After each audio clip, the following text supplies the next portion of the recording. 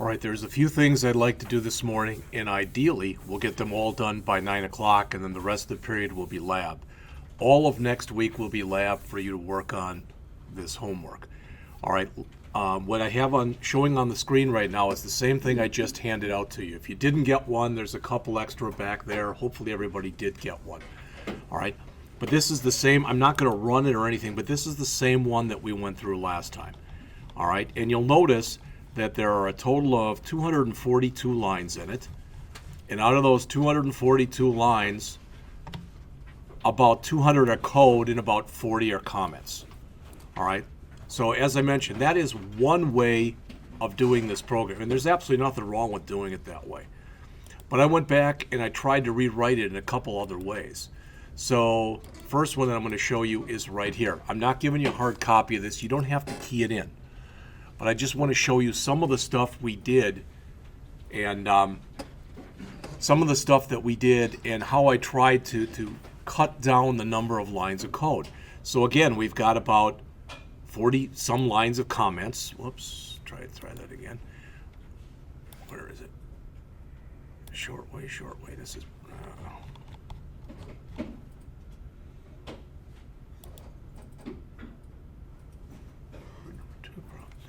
One. All right, let me bring it up again.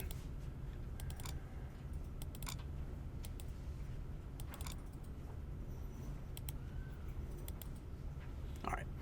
So again, you notice about 40 some lines of comments, but now notice that instead of it being 240 lines long, it's down to 180.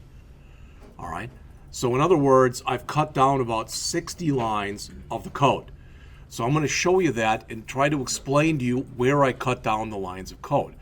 Now, the reason that I gave you, and I took some time to go over the one that we went over as a class, is I've said this before, and you'll hear it from me again on more than one occasion, and that is when you're a beginning student, you should be programming for clarity. Sometimes you end up writing more code because it becomes more understandable for you. All right, because you've got it all laid out line after line. So what I did was I took, and rather than writing out the code, what I did, at least on occasion, was I called some built-in routines, all right, that you may or may not know of. Now, one of the sites that I mentioned to you was a site called hunlock.com. We talked about that before. And I showed you that site, and I mentioned that among other things, I clicked the link that they had in there for JavaScript arrays, and I showed you some of the JavaScript array functions. Well, some of those functions were used in this program. All right, unless you took the time to read that or really looked at it in your book or whatever, you may or may not even be aware of the fact that those routines exist. So it's set up the same way as the last one. So you put in a 0, a 1, a 2, a 3, etc. So I'm not going to go over that stuff because that didn't change.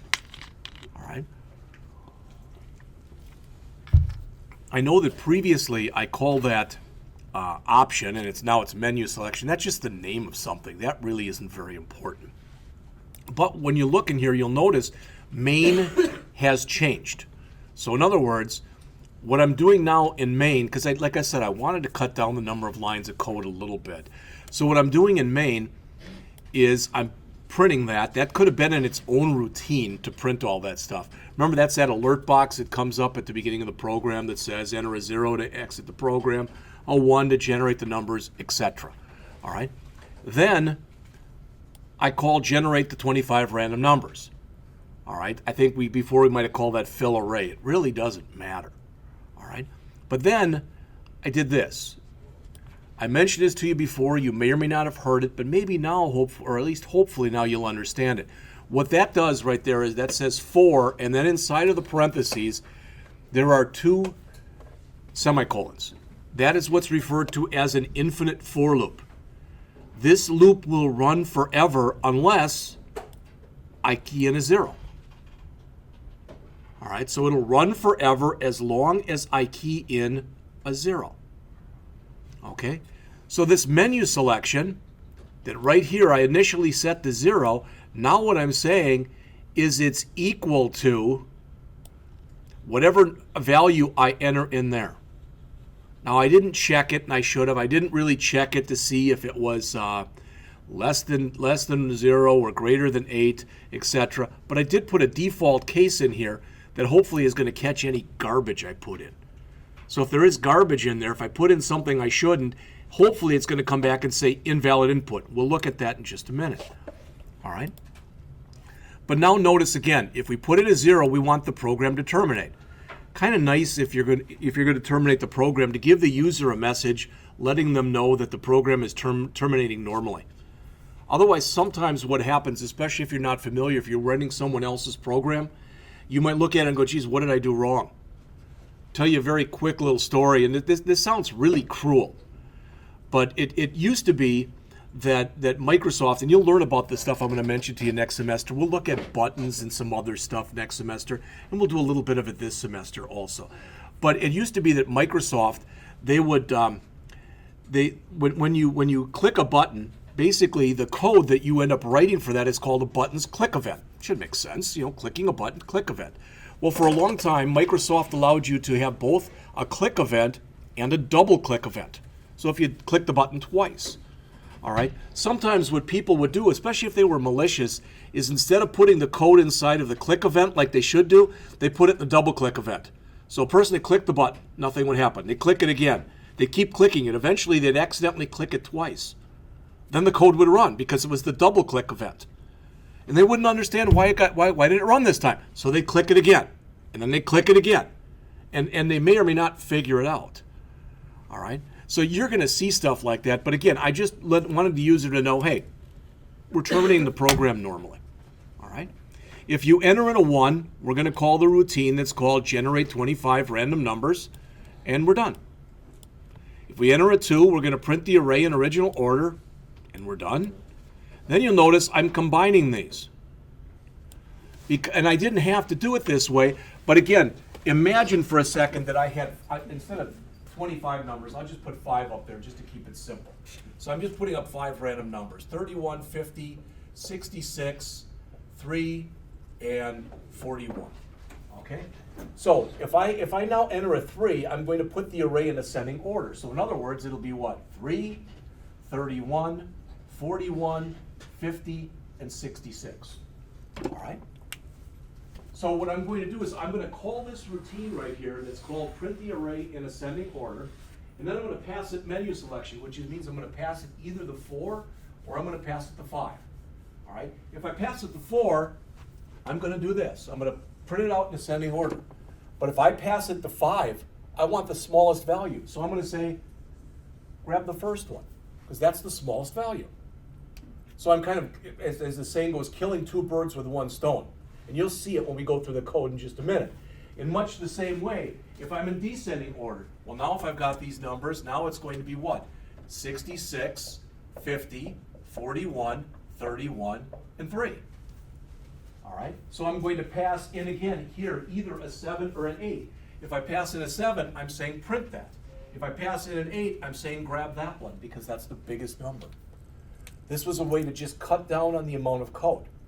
All right? And again, anything that I put in that's invalid, hopefully it's going to say invalid input and break out of there. This is set up the same way that we did it before for generating the random numbers. That stuff really hasn't changed any. It's the same thing that I showed you. It might be, I might have used different names or whatever, but it's basically the same thing that we did in the other one. All right? All right, here's something that's different. Original equals numbers.slice. Slice is one of those built-in array functions. Again, if you go out to hunlock.com or one of the other sites, you can read more about it. What that line does, like that, in one swoop, is it copies all 25 things that were in the numbers array into the original array. So now I don't have to put a loop in there. And that would work if there were one element in the array, 2 elements in the array, 2 million elements in the array. It does it in one swoop. What's math cell? This right here? Yep. Well, you may or may not remember, but one of the things that we talked about is when you generate a random number in any programming language, it actually generates a number between 0 and 1, but not 1, okay? So what I'm doing is I'm taking whatever number that we generate and I'm multiplying it by 100. So the biggest one that we should get in there is going to be, the biggest number is 99 point something. And then I'm saying here, that says cut off any decimal place that's in it. All right. And there's a ceil function and there's a floor function too. Okay. All right. So then we print them in original order. Well, that's a pretty nice function because that's pretty darn small. Okay. The original array as input. The output that you're going to see on this program is not going to look as formatted or as pretty as it did in the last example that we went over on Monday. But the program should work virtually the same. All right. Print the array in ascending order. Now, remember, when we call this, we had to see what number we were passing in here. All right. So I want to check when I get into that routine, and I'm saying if it's a 3, just print out the array in ascending order. If it's a 6, this says grab that first element in the array. Remember, we start counting at 0. So if we entered a 3, it's going to say print out all these right here in ascending order. But if we enter a 6, it's going to say give me just that one, because that's all I want is just the smallest number. In much the same way when we do it in descending, if it's the first one, it'll do this and print all of them. Otherwise, we'll say just grab this one. So what I tried to do was simplify what was going on here. All right? And there's that in descending order. All right. Then, again, just to try to make it simple, look what I did here. I've got the same routine that's going to handle both the average and the sum. And if I pass in a 7, remember that's just the value. That's the menu selection. That's why I called it MS. If I pass in a 7, I want you to print out the sum. But if I pass in an 8, I want you to take that sum and divide it by the total number of array elements we had. So give me the average. It's the same exact stuff that we did, but what I'm doing is rather than writing different functions for everything, I'm saying, hey, there's a heck of a lot of similarity here. Now, you could argue and say, well, wait a minute, Jeff, that goes against the grain of what you told us when you said that every function should do one and only one thing, and it should. All right? But what I'm showing you is the way more people program. I'm not saying it's the best way to program. I'm saying that's by and large, this is how people program. If I know that I'm going to be a programmer and I'm writing the code for something and I've got my choice of writing it, maybe writing 10,000 lines or writing 1,000 lines, which one do you think I'm going to take? I'm going to take 1,000 lines because it's easier for me to maintain. Even if it is a little bit harder to understand, that's why hopefully I put some comments and stuff in it. If you saw pardon my French, but if you saw the crap that's out there for application code, you'd be amazed. It's that terrible. I mean, I literally, when I started as a programmer at AT&T many years ago, and I started looking through the code, variables, everything was named, A, B, C, all the way through Z. They'd get all the way done, they'd start with AA, AB, AC, and no comments. I mean, you would read thousands of lines with no comments. And you'd have to figure out what this variable was, what it was supposed to do. All right?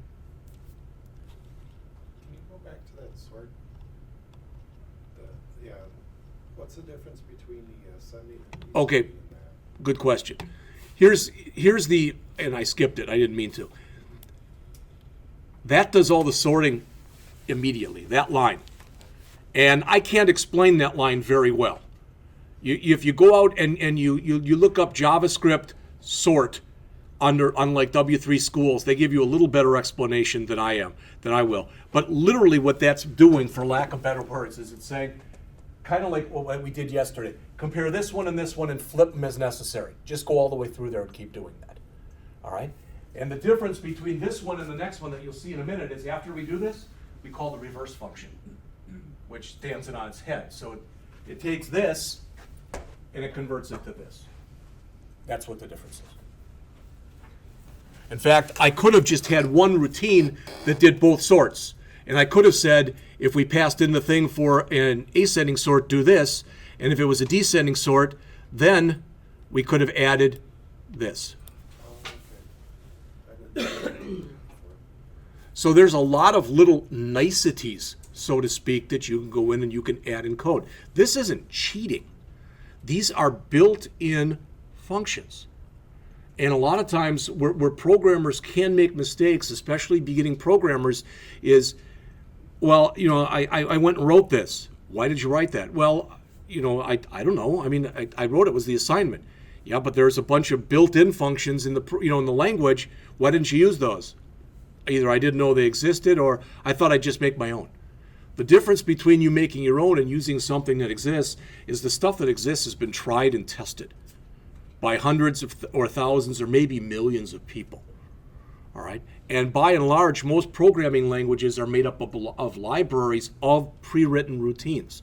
You still have to write your share of your own stuff. All right? But not always. If there's a routine out there that exists that you can use, you should take advantage of it. So what I showed you, and thank you, Roger, seriously, for asking that question, because this right there, that line, one line replaces, where's the old one? I probably don't have it out here anymore, right? Nope.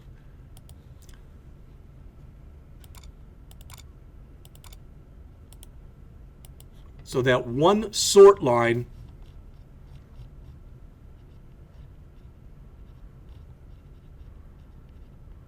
replaces all of this.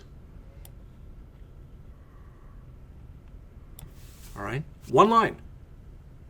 And those two lines that do the sort and then the reverse, that replaces this.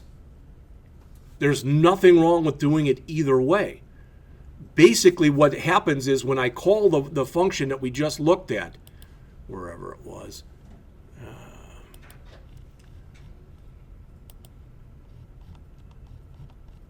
no, that's the next one we're going to look at. Where are we? Homework number 2.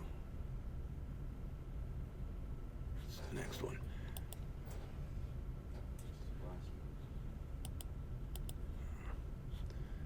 The problem is I keep closing stuff when I shouldn't do that. All right.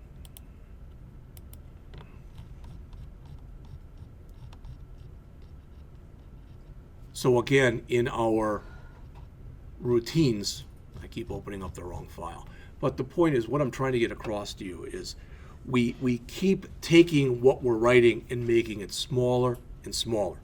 All right? Now, so why didn't I show you that one? In fact, even more than that, why didn't I show you this one, which is the one we're going to look at in just a second, as soon as I can find it. All right, let me just close everything here because I got too much garbage open.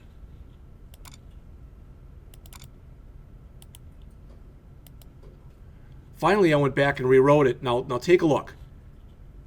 There's line 43. There's the beginning. Ah, that's still the wrong one. Boy, oh boy.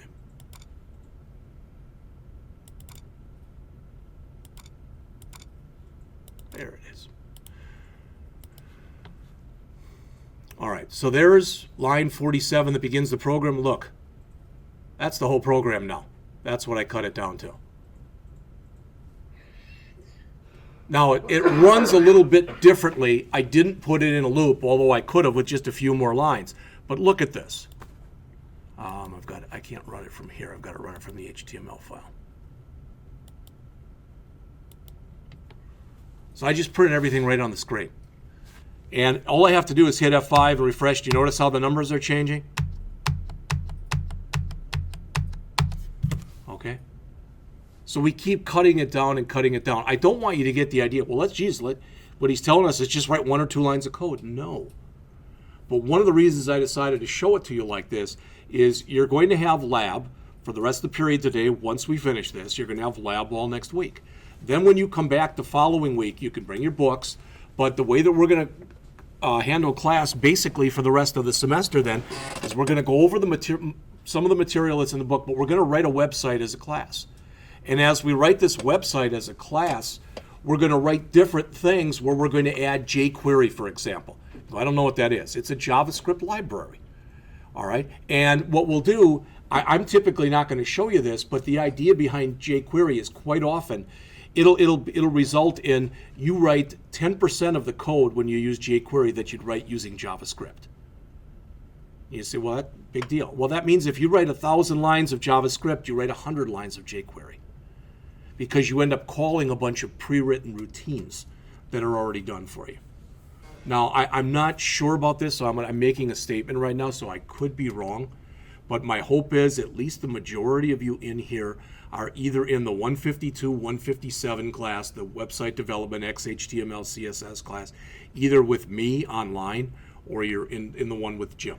And it won't matter which one you're in. But the point is, when I start talking about CSS, cascading style sheets, I'm not going to spend a lot of time talking about those. So the point is, if you're not in one of those classes and you fall behind or you're a little confused, you're going to have to go out to something like W3 Schools and go through their CSS tutorial, because this class is meant to be a JavaScript class. But I want to combine the JavaScript and the HTML. In fact, we're going to write it the new way. So when we write this, rather than using HTML, we're going to use HTML5, which is the newest version of HTML. All right. And then when we use CSS, we're going to use CSS3, which is the newest version of CSS. But we're going to write that, and we're going to combine JavaScript with that. So the stuff that you see in the rest of the book, we're going to go through that stuff. But rather than giving you an assignment and having you create some kind of a program where you click a button and something happens. No, we're going to write a website, because it's going to be more reflective of the way this stuff is actually used. All right. So far, you've been using JavaScript like you would any other programming language, which is fine. But the bottom line is, typically, with the reason that the way that JavaScript is used is it's used to give you interactivity inside of a website. So that's the way we're going to use it. All right. So let's just take a quick look at the code that's in here. And again, I wouldn't expect you to understand the majority of this code. So I'm going to go over it as soon as I can find it. That's it. I'm going to go over it, but it may or may not make sense to you. This stuff's the same. We're creating two arrays. All right. And we're immediately inside of main generating 25 random numbers right inside of there. All right. And while we're at it, what the heck? We'll figure out our sum too. Okay. Then we're copying it by using that numbers.slice that I showed you before. All right. Then right inside of here, notice what are we doing right there? I'm doing the sort for ascending order. All right. Then I'm grabbing another built-in JavaScript function, and it's going to show me the smallest number of all the ones that are in there. Then I take the thing that I just sorted and I reverse it to give me my array in descending order, and I run this apply function again. What this is going to do is it's going to give me the smallest number. That's going to give me the largest number. And it's math.min and math.max. And using the apply like that, what it does is it allows me to give it a list of numbers and gives me the biggest one or the smallest one. All right. And then for the average, I just grab my sum that I've already calculated and divide it by the length. So you see, the actual code that's in here, not the variables, but the actual code that we end up writing in here almost fits on one screen. That's how much we've cut it down. All right. And don't get me wrong, I'm not saying, I cut this down from 200 lines to whatever, 50. Boy, that's fantastic. No, I'm showing you that as you get more experienced, that what you should be doing is, rather than doing a lot of work on your own, you should be looking for built-in routines. Those routines won't always exist. And one thing like with jQuery, you'll use built-in routines, but you'll have to know how to use those built-in routines combined with stuff you've already done, or you'll be basically clueless as to what's going on. And I will tell you, jQuery is really ugly. It's got a very strange-looking syntax. That's the bad news. The good news is it's unbelievably powerful, and you can do a whole heck of a lot with it without having to do a whole heck of a lot. All right? So I threw that at you, like I said, and I realized that was kind of quick. All right? I am supposed to mention to you, and I want to say this because I know I'll forget otherwise, but I want to show you this, because the school in its infinite wisdom often sends out emails to you and then forgets that they did certain things, and then they remind us to remind you. So let's see. Of course, now I don't know where I put it. Here it is. Within the last month or so, supposedly all of you received something on your Blackhawks email that asked you to fill out a short survey regarding your identified program and your anticipated graduation and completion date. If you already filled it out, then just zone me out for 30 seconds. But if you didn't fill it out, please go back and look at your Blackhawk email, see if you can find that and fill it out. All right? The main reason for that is historically, when they ask students to do surveys, they get 5 to 10% back. You say, well, that's not bad. Yeah, that is bad. That means if you've got 4,000 students, you're getting 200 to 400 back. They're trying to at least double the amount that they get back. So they're asking us to ask you. All right? And all this stuff has implications for funding, so eventually it has implications for the amount of your tuition. So it's important if you get a chance to do that. All right? Okay. So what we've done then is we've looked at 3 different ways of working on the same problem. All right? And again, I'm not saying that the stuff we just looked at here totally makes sense or totally doesn't make sense. The good news is what I've tried to do right now, and I'll leave this up there for a bit, so if you do want to go back and watch the tape or whatever, you'll be able to go back and do so. All right? I wouldn't have expected anyone to write this, not a first-year student. All right? This would be enough for a second-year student to be expecting from him or her. So what I decided to do was show you how you could do it, all right? Or maybe if you were a quote, live programmer out in the field, unquote, type of thing, maybe how you do it, all right? So,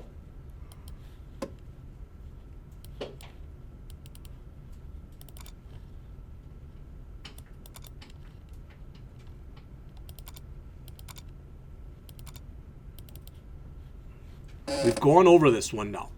We've gone over homework number 2, problem 1. I still want you to do it. I want you to get it to work.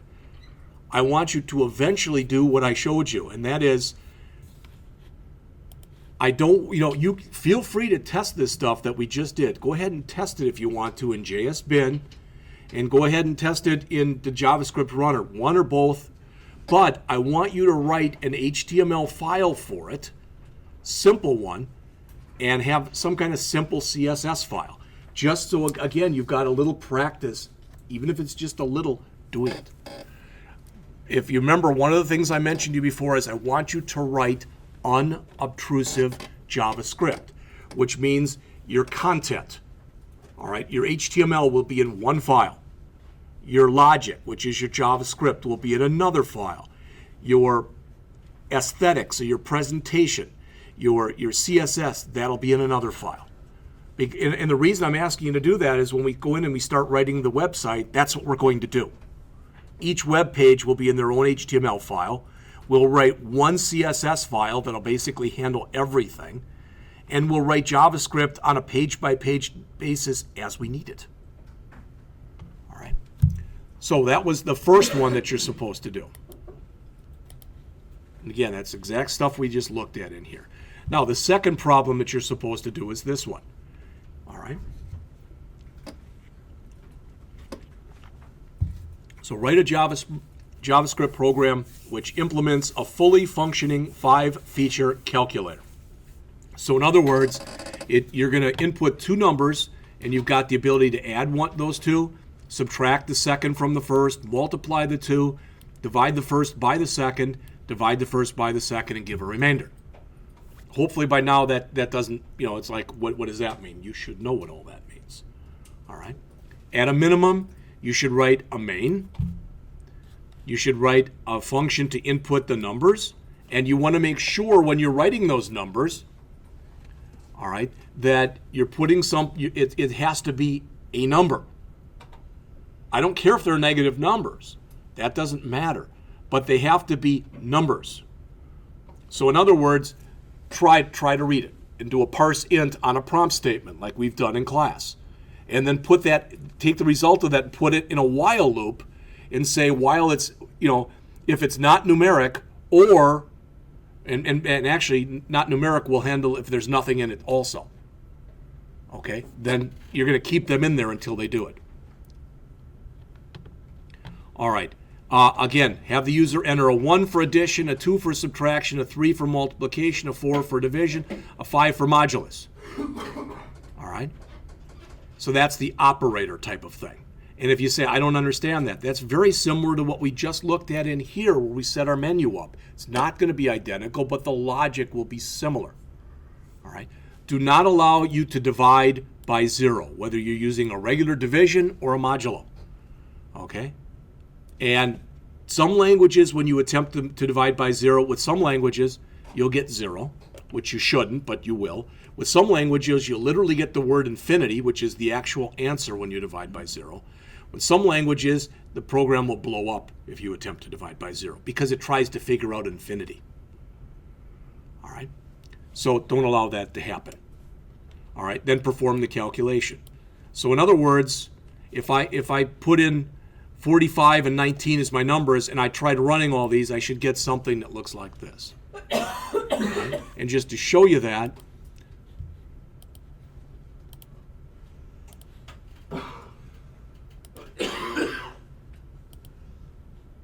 so if I come through here, and this is what I'm saying, this is all you need for an HTML file. I will leave it up there. Don't write it down. But if you have to, go back and take a look at it. All right? And take a look at the tape, because it's not many lines of code. It's what, maybe a dozen lines or so of code. That's all I'm asking you to do. All right? But if I run this now, and I put in 45, and I put in 19, and I enter a 1, 45 plus 19 equals 64, like I just showed you. Run it again, yes. 45, 19, 2, 45, 19, 3, 45, 19, well, I said 45 when it asked me if I wanted to run it again. Hopefully you get the idea. All right? And I did not spend a lot of time writing mine. When a student, I don't know if you remember a couple weeks ago, they were showing all the Rocky movies in one day. And I think it was like Rocky 3 or 4, I don't remember. But he's talking to Apollo Creed, and Apollo had taught him how to box, or retaught him how to box.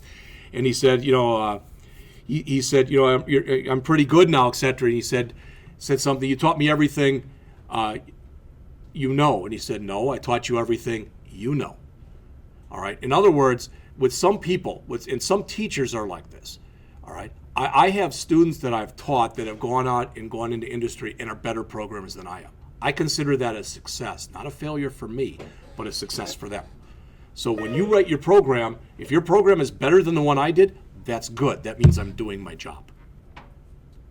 All right. I will tell you that probably you won't spend, you might spend 10 times the amount of time that I spend on it. And that's not because I'm that good. But if you do it for 20 years, you should be better at it than somebody who's just starting to do it. I'd rather go to a mechanic that's got 20 years of experience than somebody who said, well, I read a Chilton manual, I should know how to fix your car. All right, type of thing. Okay? So the rest of the period today will be lab, and all of next week will be lab. Use your lab assistants, please. In this class and in any of your other classes, if you're struggling in anything. All right, again, John told me that he did not have very many people in here last Friday. He's here from 8 till 1 on Friday. Mike told me he did not have very many people in here Friday afternoon. He's here from 12 to 5. So they even have an hour overlap on Fridays. I realize that Fridays might not be the best day in the world for a lot of people. I get that. But the point is, we're running classes in here all day, Monday, Tuesday, Wednesday, and Thursday between 8 and 5. The only time we're not running them is over the noon hour. And usually they're both here during the noon hour. And because a couple people have asked this. The second year classes have got anywhere from 12 to 17 people in them, depending on the class. You ever want to come in here when I'm in here, I don't care. I will, some people are real territorial over where they sit. So if you're going to do that, you might, if you come in here on a Tuesday or Thursday, you might want to wait until about 5 minutes after class so people can get to their chairs. But whatever seats are available, use them. The only thing I ever ask is if I'm lecturing, don't print. Okay, just because you can't hear it. You hear the printing on the tape. All right? Any questions as far as what you're supposed to be doing? So again, the rest of the period then, today and all period next Monday and all period next Wednesday will be lab. We will start to create a website, all right, then a week from Monday, whatever day that is, October 13th or something like that, all right? And the last thing I'll tell you is this is week 6. When we get to week 9, you're going to come in here one morning and I'm going to show you. They're online. We already looked at them the first day, but I'm not going to go through them now. But I'm going to ask you to do course evaluations. All right? Literally, it's an online form. It's totally anonymous. I'm going to ask you to fill it out. I leave for 15 minutes. I give you 15 minutes to work on it. John will make sure that they're all put together back there. I do look at them before I give them to my boss, but I give every one of them to my boss. There's only been one time in 20 years when I haven't, my boss, I started reading it, and it began with, Jeff is an F-head. And the F wasn't the word, it wasn't an F, it was an actual word in there. You can probably guess what that word was. And he said, no, that's enough. So it got worse after that. So, all right. The rest of the period's yours then.